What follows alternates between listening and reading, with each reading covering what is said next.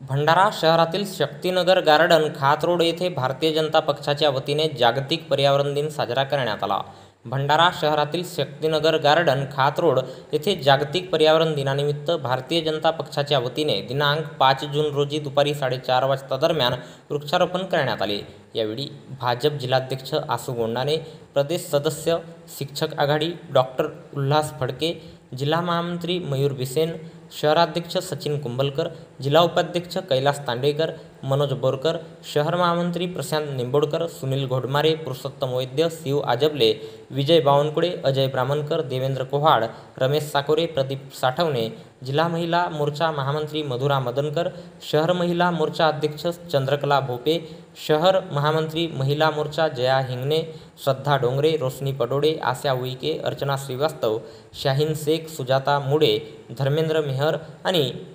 भारतीय जनता पक्षाचे पदाधिकारी, कार्यकर्ते आणि अनेक मान्यवर प्रामुख्याने उपस्थित होते।